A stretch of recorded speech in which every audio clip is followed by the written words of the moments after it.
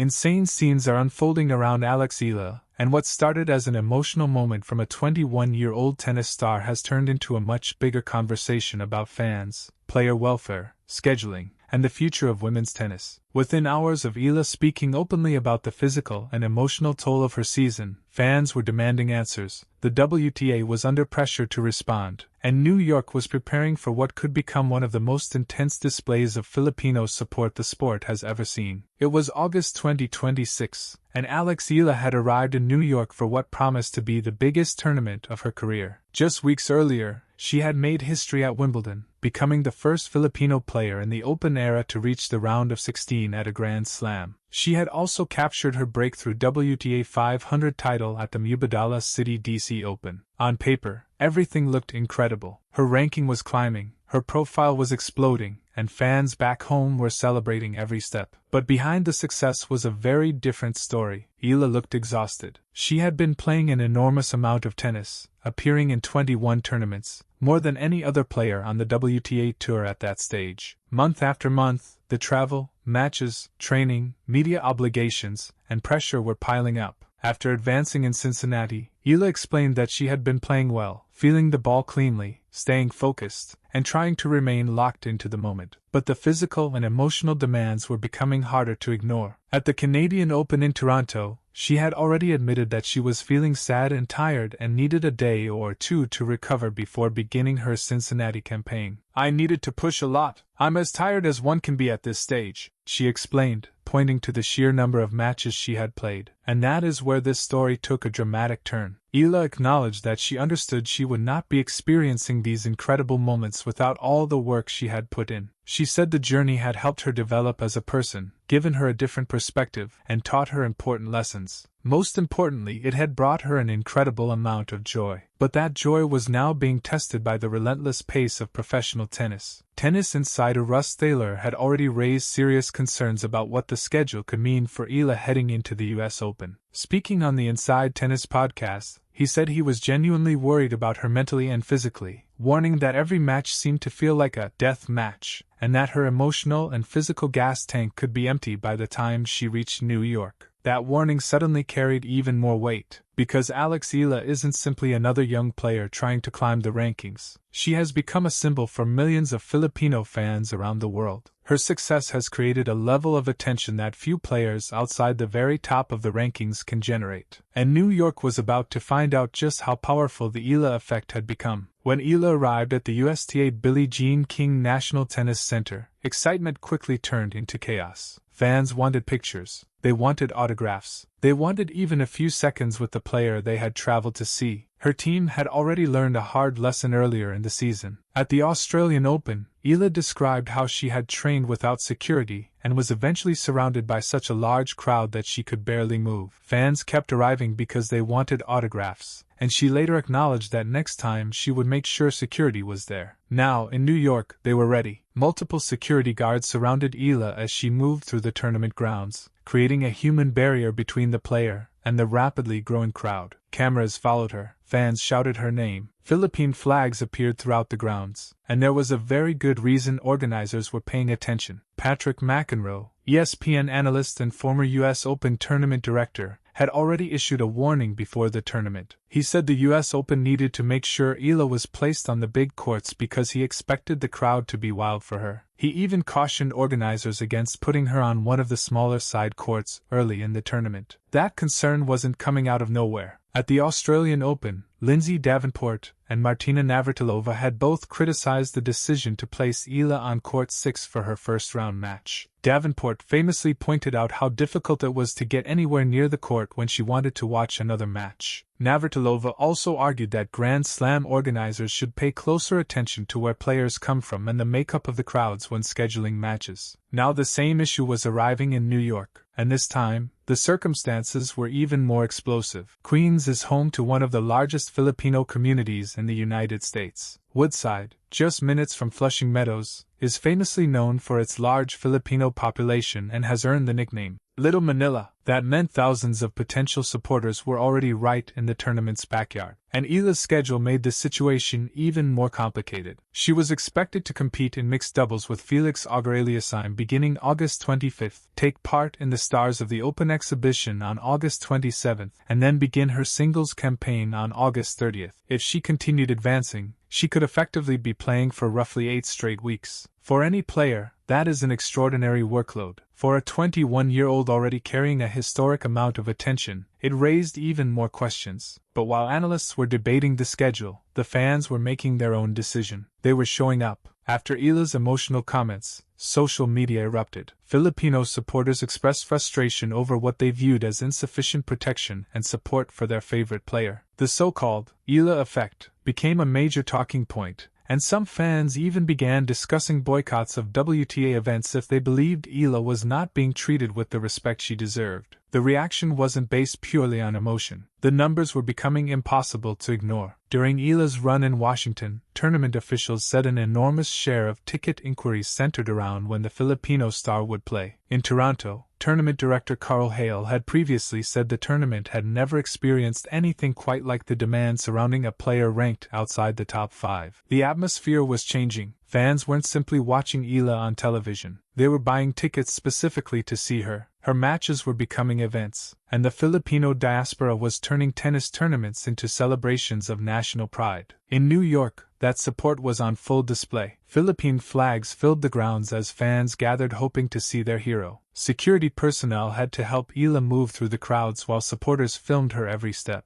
Eala herself has repeatedly expressed gratitude toward her supporters. In Toronto, she thanked the Filipino community, saying she was eternally grateful and that experiencing these moments was a tremendous privilege. That connection between Eala and her fans is one of the most remarkable parts of the story, but it also created tension. Some tennis purists complained about the noise coming from sections of Filipino supporters. There were accusations of fans shouting during points, reacting loudly to calls, and sometimes celebrating an opponent's mistakes. Most of the debate centered on traditional tennis etiquette. Unfortunately, some online discussions crossed the line into racist territory, and suddenly, what should have been a conversation about fan enthusiasm and sports culture became something much uglier. At the same time, the WTA was dealing with another issue: commercial regulations. The tour had been enforcing strict rules around commercial identification, with potential fines reaching as high as $100,000 for violations at WTA 1000 events. Eala's growing sponsorship portfolio made the issue particularly relevant. Her major commercial partnerships include Nike, Marriott Bonvoy, Babolat, Globe Telecom, Bank of the Philippine Islands, Milo Philippines, and locally Juice. That raised the question many fans were asking: was the growing scrutiny really about protecting players, or was there something else happening behind the scenes? Eventually, the WTA addressed the situation. Its message was diplomatic. Officials acknowledged the enthusiasm surrounding Eala and emphasized that player welfare and the integrity of competition remained priorities. But for some fans, the statement didn't solve the problem. It made the controversy even louder, especially after Eala and her mixed doubles partner suffered a loss to Elena Svitolina and Gael Monfils. The match lasted only 39 minutes, ending with the married couple celebrating their victory with a kiss. For supporters who had traveled great distances and spent significant money to see Eala compete, it was another emotional blow. They had come to New York in huge numbers. They had waved Philippine flags. They had turned Eala's matches into major attractions. And now they felt their favorite player was caught in the middle of a much bigger system. But underneath all the noise was one undeniable reality. Eala had already achieved something historic. She had defeated defending champion Iga Swiatek on center court at Wimbledon. She had won her first WTA title in Washington. She had climbed to a career-high ranking of number 18. She had become the first Filipino player in the Open era to reach the second week of a Grand Slam. And she had done it while playing an enormous number of matches. By mid-August, she had competed in 56 matches across 21 tournaments, more than any other player on the WTA Tour. Her coach, Joan Bosch, also acknowledged that the level of support surrounding Eala could sometimes feel overwhelming. The expectations were enormous, and maintaining a high level every single day was not easy. That is the part fans cannot see when they watch the highlights. They see the victories, they see the flags, they see the packed stands, they see the superstar treatment. But underneath it all is a young athlete trying to recover, prepare, compete, travel, and somehow enjoy the biggest moments of her career. And that brings us back to the emotional announcement that started this entire firestorm.